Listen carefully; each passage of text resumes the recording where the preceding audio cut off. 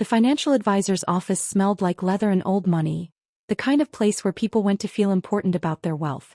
I sat in the corner chair, the one positioned slightly behind my parents, watching them perform what I'd come to think of as their successful people routine. "We've built quite a substantial portfolio over the years," my father was saying, leaning back in his chair with the confidence of a man who believed his own press releases. "Real estate, blue-chip stocks, some private equity. We're at about $180 million now, wouldn't you say, Catherine?" My mother nodded, her diamond tennis bracelet catching the afternoon light. "Give or take. We've been very disciplined investors." Thomas Morrison, the financial advisor, smiled professionally and tapped at his tablet. "That's certainly impressive. And you're looking to consolidate your holdings for better management." "Exactly," Dad said. "We have accounts scattered across different firms. Time to bring everything under one roof, get a clearer picture of our position." "Well, I appreciate you considering Morrison Wealth Management," Thomas said. "We specialize in high-net-worth families like yours. Now, I'll need to review all your current holdings to provide a comprehensive strategy. Do you have documentation of your various accounts?" "Most of it," Dad said, pulling out a folder. "Though some of the newer investments are managed by—" "What was that firm name, Catherine?" "Sterling Capital Advisors," Mom said. "They handle our more aggressive growth portfolio." I shifted in my chair, saying nothing. Sterling Capital Advisors. The firm I'd founded 8 years ago under my legal name, Alexandra Sterling Chin. My parents knew me as Emma Chin, their disappointing daughter who couldn't hold down a real job. Thomas glanced at me briefly, the polite acknowledgement you give to someone's unimportant relative. "And you are?" "Our daughter Emma," Mom said with that particular tone, loving but apologetic as if my presence required explanation. "She's visiting for the weekend." "Emma's more of a creative type," Dad added. "Not really interested in financial matters. Are you, honey?" "Not particularly," I said, keeping my voice neutral. Dad turned back to Thomas. "She can't even manage a budget. Unlike us, we've always been very strategic about money." Mom laughed, that tinkling sound she made at country club luncheons. "Remember when she tried to start that photography business?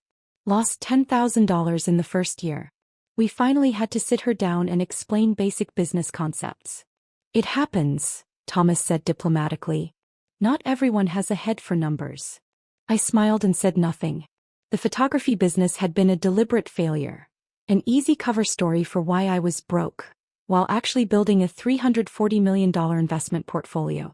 The $10,000 loss was calculated to the dollar, designed to reinforce my family's belief that I was financially incompetent.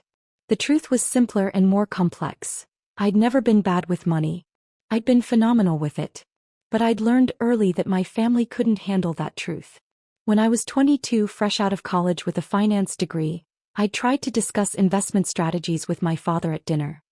He'd laughed, patted my hand and said, "Leave the grown-up money talk to people who understand it, sweetheart." My mother had suggested I focus on finding a nice husband, instead of worrying about complicated things like stocks. So I'd stopped trying to prove myself to them. Instead, I'd quietly taken my $50,000 inheritance from my grandmother, the only person who'd believed in me, and turned it into something extraordinary. 8 years later, I managed over $340 million through Sterling Capital Advisors. My clients included tech executives, old money families, and several Fortune 500 CEOs. I specialized in aggressive growth strategies, particularly in emerging markets and undervalued tech sectors.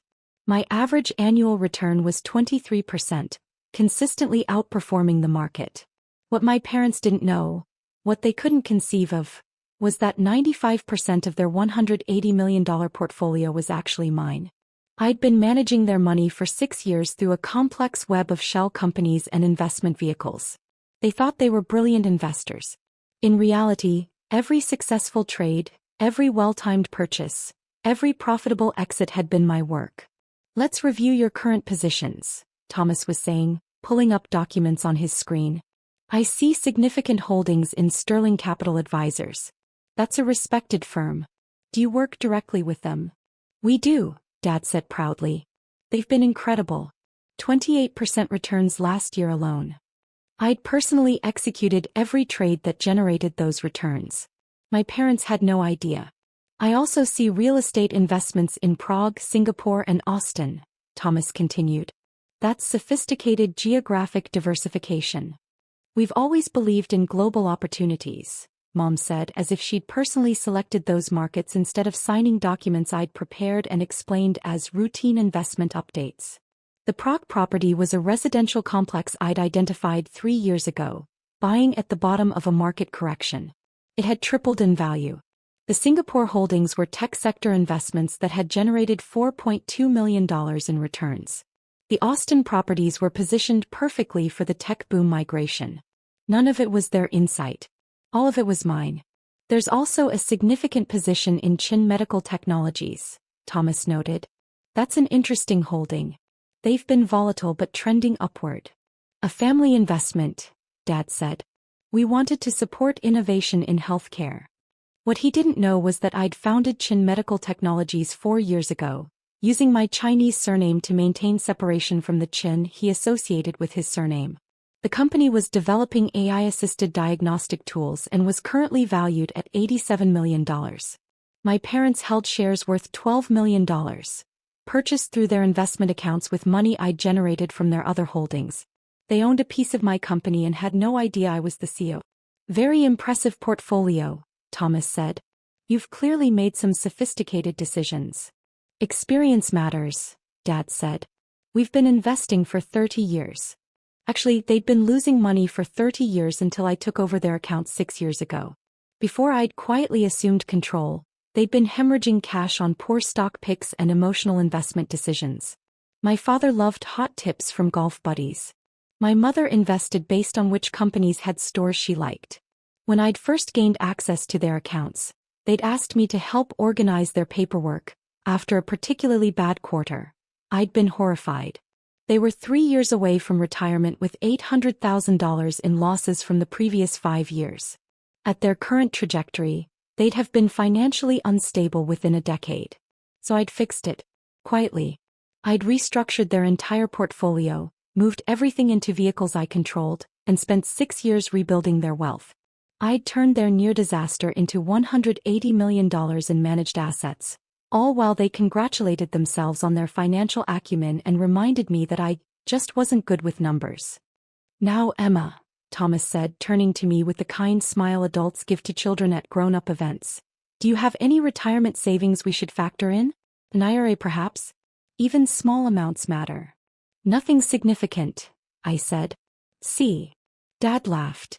That's what happens when you don't prioritize financial planning. Emma here thinks she can just wing it through life. We keep telling her to start saving, but... He shrugged as if my financial incompetence was a lovable quirk. My phone buzzed in my purse. I glanced at it. Urgent call from Sterling Capital. Excuse me, I said, standing. I need to take this. Of course, honey, Mom said. Take your time. The adults will handle the complicated stuff. I stepped into the hallway and answered. This is Alexandra. Miss Sterling Chin. It was James Park, my operations manager. We have a situation. The Morrison due diligence request came through. They're asking for full transparency on the Chin family portfolio holdings. My stomach tightened. Define full transparency. They want to know the beneficial ownership structure of all vehicles. If we comply with standard disclosure, they'll see that Sterling Capital Advisors, meaning you, controls 95% of the portfolio assets. The shell companies will be visible. When do they need the information? Standard due diligence timeline. 72 hours. I leaned against the wall, thinking rapidly. For 6 years I'd maintained this arrangement because my parents had never questioned their success. They'd simply assumed they were brilliant investors. Moving to Morrison Wealth Management meant external scrutiny, professional analysis, and inevitable discovery. What are my options? I asked. You could transfer everything back to their direct control before disclosure, but that would trigger massive tax events and likely alert them that something changed. You could refuse to provide the information, but Morrison would walk away and they'd wonder why. Or you could let them find out. Through the glass wall of Thomas's office, I could see my parents laughing, probably sharing another story about my financial incompetence.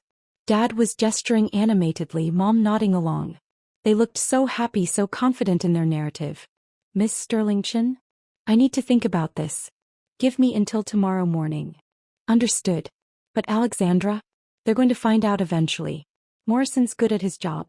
Even if you stall this time, any competent financial advisor will spot the ownership structure within weeks. I ended the call and stood in the hallway for a long moment. 6 years of work. 6 years of quietly saving my parents from financial disaster while they patronized me. 6 years of letting them believe they'd succeeded on their own. And now it was ending. I walked back into the office. Thomas was showing my parents a presentation about Morrison Wealth Management Services. Historical returns, client testimonials, fee structures. Everything okay? Mom asked when I sat down. Fine, I said. Work stuff. Oh, you have a job right now? Dad asked, surprised. That's good. What is it? Consulting, I said vaguely, the cover story I'd used for years. Well, that's something, he said, turning back to Thomas. So, what's the next step in consolidating our accounts? I'll need about a week to do comprehensive due diligence on your current holdings, Thomas said. Standard procedure for portfolios of this size. I'll review the ownership structures, fee arrangements, performance history, everything needed to provide you with optimal advice. That sounds thorough, Mom said approvingly. I pride myself on thoroughness, Thomas replied. Especially with complex portfolios like yours. I noticed several of your holdings are structured through what appear to be private investment vehicles. That's sophisticated estate planning, but I'll need to understand the full structure to advise you properly. Dad waved his hand dismissively. Our advisors at Sterling Capital set all that up. Tax efficiency, estate planning, that kind of thing. We just sign where they tell us to sign. Smart to trust the professionals, Thomas said. Though I do like to understand exactly who controls what, especially with multi-generational wealth. Do you have children other than Emma who might be involved in the estate planning? No, just Emma, Mom said. Though we've structured things so the money goes to various charities if she can't manage it responsibly. We love her, of course, but... She trailed off diplomatically. You don't want to enable poor financial habits, Thomas finished. I understand completely. They were talking about disinheriting me, while sitting on $180 million I generated, because they thought I couldn't handle money. I felt something shift in my chest. Not anger exactly. More like clarity. Actually, I said quietly, there's something you should know about the portfolio structure. 3 pairs of eyes turned to me, my parents indulgent, Thomas's politely curious. The ownership structure is somewhat unique, I continued. Most of the holdings aren't actually in your names directly. Well, no, Dad said patiently as if explaining to a child. That's how sophisticated investing works, honey. Trusts, LLCs, investment vehicles. It's for tax purposes. Nothing for you to worry about. I'm not worried, I said. I'm just clarifying. The beneficial ownership of approximately 95% of your portfolio assets is actually held by Sterling Capital Advisors. Thomas's eyes sharpened. That's unusual. Typically, investment firms have discretionary authority but not beneficial ownership. That would mean that they own the assets, not us? Mom laughed. No, Emma, you're confused. We own the assets. Sterling just manages them. Actually, I said, pulling out my phone, Sterling Capital owns the assets. Through a series of investment vehicles and trusts established over the past 6 years. The structure is complex, but the bottom line is clear. Sterling Capital controls 95% of what you think of as your portfolio. Dad's smile was fading. That can't be right. We have statements. Account documentation. You have statements showing returns on investments managed by Sterling Capital Advisors. I agreed. But if you look at the fine print, which I'm guessing you never did, you'll see that the actual ownership structure is more complicated. Thomas was scrolling through his tablet rapidly. Miss Chin, are you saying your parents don't actually own? They own 5%, I said. Approximately $9 million in direct holdings.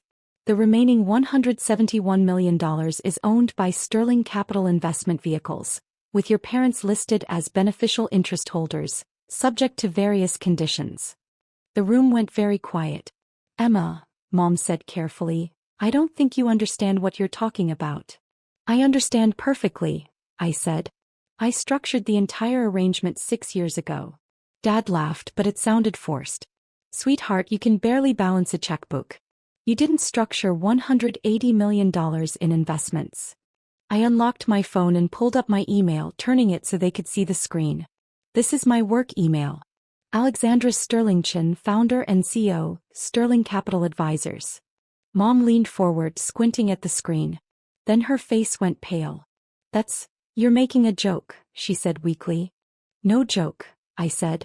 I swiped to another screen. My company's website with my professional photo and bio. I founded Sterling Capital 8 years ago. We manage $340 million in assets for 73 clients. 2 of those clients are Catherine and Robert Chin, though they were added to our roster 6 years ago without their explicit knowledge. Thomas was staring at his tablet, his professional composure cracking. Holy shit. You're Alexandra Sterlingchin? You gave the keynote at the Institutional Investor Conference last year. Your aggressive growth strategy paper was revolutionary. Thank you, I said. Dad's face had gone from confused to red. This is insane. You're saying you've been managing our money? That's not possible. We make the investment decisions. Do you? I asked calmly. Tell me about the Prague real estate acquisition. Why did you choose that market? He opened his mouth, then closed it. Sterling recommended it. Which property specifically did you buy? Silence. What about the Singapore tech investments? Which companies? What was your thesis? More silence. The Austin properties. The Chin Medical Technologies position? The emerging markets bond portfolio. Mom's voice was barely a whisper. You're saying none of it was us? 6 years ago you asked me to help organize your paperwork after a bad quarter, I said. Remember? You'd lost $60,000 in 3 months on stock tips from Dad's golf buddies. You were frustrated, overwhelmed, and you asked your financially incompetent daughter to at least sort your documents so you could find things. I remember, Dad said slowly. I sorted your documents. And I saw everything. 25 years of investing that had netted you exactly $800,000. Which sounds impressive until you realize you'd actually contributed $1.6 million over that period. You'd lost half your invested capital through fees, poor decisions, and emotional trading. That's not, Mom started. I have the records, I said. Every trade, every loss, every fee. You were 3 years from retirement with barely enough to maintain your lifestyle. At your burn rate, you'd have been in trouble within a decade. Thomas was still staring at his tablet. The returns on this portfolio are extraordinary. 28% last year, 31% the year before. This is institutional-grade performance. Thank you, I said. I work hard for my clients. Your clients, Dad repeated hollowly. Were your clients? For 6 years, I confirmed. I restructured everything. Moved your assets into vehicles I controlled, executed a complete portfolio overhaul, and rebuilt your wealth. That $180 million you're so proud of? 6 years ago you had $2.1 million in total assets. I turned it into $180 million. The silence stretched out, broken only by the hum of the office air conditioning. Finally Mom spoke, her voice shaking. Why would you do that? If you're so financially brilliant, why help us at all? Why not just let us fail? Because you're my parents, I said simply. And despite everything, despite years of being told I'm bad with money, despite being patronized and dismissed and treated like a financial idiot, I didn't want you to lose everything. So I fixed it. Quietly. But you let us think we did it, Dad said. You let us take credit. Would you have accepted help from me? I asked. If I'd told you 6 years ago that I wanted to manage your portfolio, would you have agreed? Would you have trusted your creative-type daughter who couldn't even manage a budget? Neither of them answered. I did what I had to do to help you, I said. I built wealth you couldn't have generated on your own, protected you from your own worst investment instincts, and turned a modest retirement into genuine financial security. And I did it all while you reminded me constantly how bad I was with money. Thomas cleared his throat. I'm not sure where this leaves us regarding the wealth management transition. It leaves you without clients, I said. Because if my parents want to transfer their assets to Morrison Wealth Management, they'll need to request that transfer from Sterling Capital Advisors. As the beneficial owner of 95% of their portfolio, I'd need to approve any such move. Dad's face went from red to purple. You're saying you could refuse? You could keep our money. Legally? Within the structure I created? Yes, I said. Practically. I'm not going to steal from my parents, but I am going to require them to make some decisions. What decisions? Mom asked warily. I pulled up another document on my phone and slid it across the table to Thomas. This is a proposal I prepared this morning when I heard about this meeting. Option 1. Your parents acknowledge my role as their investment advisor, we restructure the accounts to reflect transparent ownership, and I continue managing their portfolio under standard fiduciary terms. Their $180 million remains intact and continues to grow. And option 2? Thomas asked, scrolling through the document. Option 2. I liquidate all positions held in Sterling Capital vehicles on behalf of Robert and Catherine Chin, realize all capital gains and transfer the after-tax proceeds, approximately $112 million after federal and state taxes, directly to their control. They're free to invest with Morrison or anyone else they choose. Mom's eyes went wide. $112 million? What about the other $68 million? Taxes, I said. Capital gains on 6 years of extraordinary returns. If you want immediate control and to sever our professional relationship, that's the cost. Dad was doing math in his head, his face getting progressively angrier. You're saying we'd lose $68 million just to get away from you? You'd lose $68 million in taxes to regain direct control of your assets and work with a different advisor, I corrected. Or you could acknowledge that your financially incompetent daughter is actually one of the top wealth managers in the country and continue benefiting from my work. Thomas let out a low whistle. Miss Sterlington, this is. I've never seen anything quite like this. Neither have I admitted. But here we are. Mom's hands were shaking. How could you do this to us? How could you lie for 6 years? I didn't lie, I said. I just didn't correct your assumptions. Every time you congratulated yourselves on brilliant investments, I stayed quiet. Every time you dismissed my financial intelligence, I let you. Every time you told people I was bad with money, I smiled and changed the subject. I managed your portfolio in silence while you took credit for success you didn't earn. But we trusted Sterling Capital. Dad said. We thought. You thought you were working with strangers who respected your financial acumen, I finished. You never asked questions. You just signed documents and cashed checks and told people how smart you were. This has to be illegal, Dad said desperately. There must be laws against this kind of deception. Thomas shook his head. Actually, from what I'm reading in this documentation, it's entirely legal. Sterling Capital Advisors is a properly licensed investment firm. Ms. Sterlington has all required certifications. The ownership structure is complex but legitimate. And there's documentation here showing that you both signed agreements authorizing Sterling Capital to make investment decisions on your behalf. We signed those papers 6 years ago, Mom protested. Under advice from our financial advisor, Dad added. Your financial advisor being Emma. Thomas said quietly. Who is Alexandra Sterlington? My phone buzzed. James again. Morrison's office just requested full ownership disclosure. They're moving faster than normal. Your call? I looked at my parents, at their shocked faces, their anger, their confusion. For 6 years I'd protected them while they'd diminished me. I'd made them wealthy while they'd called me incompetent. I'd secured their future while they'd planned to disinherit me for my supposed financial irresponsibility. I need to make a phone call, I said, standing. Take some time to discuss your options. Thomas can explain the legal and financial implications of both scenarios. I'll be back in 10 minutes. I walked into the hallway and called James. They found out, I said. I gathered. What do you want to do? Prepare option 2 documentation. Full liquidation of the Chin portfolio, minus the 5% they own directly. Structure it to minimize tax impact where possible, but prepare for a full exit. Are you sure? That's a lot of capital gains. I'm sure. They wanted to consolidate with Morrison? Let them. But they'll do it with the assets I can legally transfer, not the structure I built. This is going to cost them nearly $70 million.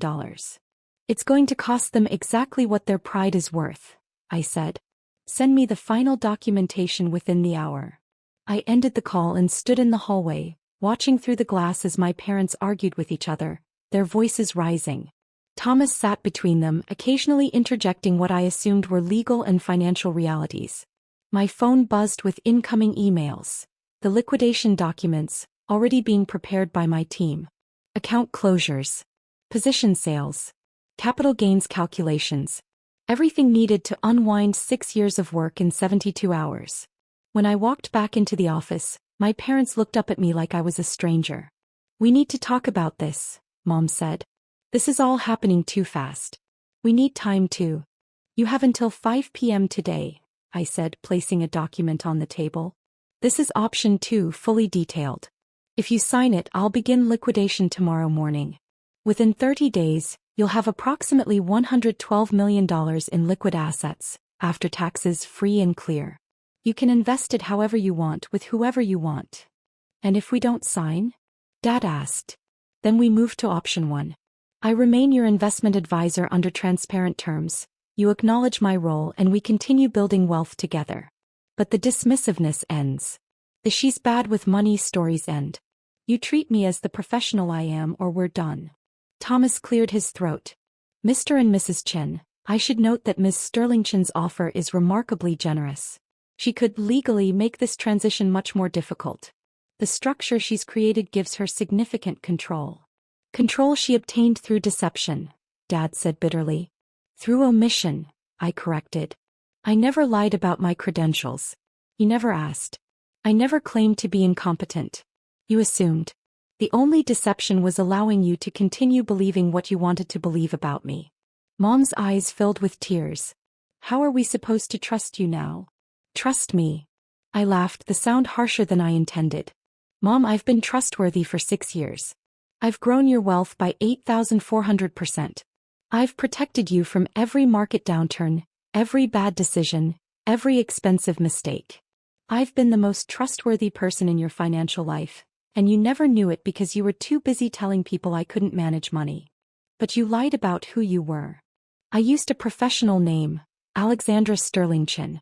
Sterling from my middle name, Chen from our family name. It's not a lie. It's a professional identity. Plenty of people use different names professionally." Thomas was reading through the liquidation documents. "Mr. and Mrs. Chen, I strongly advise you to take the rest of the day to consider this. Both options have significant implications." "What would you do?" Dad asked him directly. Thomas hesitated. "Professionally, I'd advise option 1. Your daughter has generated extraordinary returns. Her reputation in the industry is sterling. No pun intended. Walking away costs you $68 million and loses you access to one of the best wealth managers I've ever encountered." "And personally?" Mom pressed. "Personally." Thomas looked at me, then back at my parents. "I'd ask myself whether my pride is worth $68 million and whether I can learn to see my child for who they actually are instead of who I assumed they were." The office fell silent again. 5 p.m., I repeated. "Let me know your decision." I walked out, leaving them with Thomas and the documents and the weight of 6 years of misconceptions crashing down around them. At 4:47 p.m. my phone rang. "Emma," she said. Her voice sounded worn, exhausted. "Or should I say Alexandra?" "Emma is fine," I said. "It's still my name." "You've been talking all afternoon with Thomas, with each other. Your father called our lawyer. And we're not signing the liquidation document." I felt something loosen in my chest that I hadn't realized was tight. "Okay. But we have conditions," she continued. "We want transparency from here forward. Monthly meetings to review portfolio decisions. And we want to understand how you did this. Really understand it, not just nod along pretending we get it." "I can do that." "Your father wants an apology." I laughed. "For what? For saving you from financial disaster? For generating returns you could never have achieved alone? For lying," Mom said. "For deceiving us." "No," I said flatly. "I'm not apologizing for protecting myself while helping you. If Dad wants an apology, he should probably start with all the times he dismissed my intelligence, patronized my capabilities, and told people I was bad with money. When I get that apology, I'll consider reciprocating." Silence on the line. "I'll take that as my father not agreeing to those terms," I said. "Emma." "I'm serious, Mom. I'm willing to work together going forward. I'm willing to be transparent. I'm willing to help you understand the work I've done. But I'm not apologizing for being good at something you told me I was bad at. I'm not sorry for succeeding quietly while you failed loudly. More silence. Then, your father says we'll table the apology discussion. Smart choice. Send me a signed copy of option 1 by end of business tomorrow. We'll schedule our first official portfolio review meeting for next week.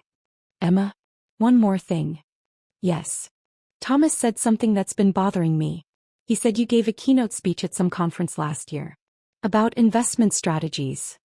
The Institutional Investor Conference, I confirmed. My speech was on aggressive growth in emerging markets. Were we there? Did we know? I closed my eyes, remembering. You were there. Dad dragged you to it because one of his golf buddies had a booth. You sat in the back during my keynote. Afterwards at lunch you asked me what I thought of that woman's speech. I told you I thought she made some interesting points. You said she seemed awfully confident for someone so young. Mom's breath caught. That was you. That was you on stage. That was me on stage talking about portfolio theory to 1,200 investment professionals while my parents sat in the back and didn't recognize their own daughter because she was wearing professional clothes and speaking with authority. Oh, Emma. It's fine, I said, and I meant it. You saw what you expected to see. You always have. After we ended the call, I sat in my office watching the sun set over Manhattan. My phone buzzed with the signed documents. Option 1 accepted. My parents choosing to continue working with me, even if they didn't fully understand what that meant yet. James knocked on my open door. The Chin family staying? They're staying. Good. Your returns on that portfolio are some of your best work. Would have been a shame to liquidate. It would have been a shame, I agreed. But I'd have done it. Because of pride? Because of principle, I corrected. I'll accept being underestimated. I won't accept being dismissed. There's a difference. He nodded and left me alone with the Manhattan skyline in my thoughts. Tomorrow I'd call my parents. We'd schedule that portfolio review meeting. We'd start the slow, awkward process of rebuilding our relationship on honest terms. They'd start learning who I actually was instead of who they'd decided I was. But tonight I allowed myself a moment of satisfaction. 6 years of quiet competence had finally been seen. The daughter they'd called financially incompetent had been revealed as the architect of their entire financial success. Sometimes the best revenge isn't dramatic revelation or immediate consequences. Sometimes it's just being so good at what you do that eventually, inevitably, the truth becomes impossible to ignore.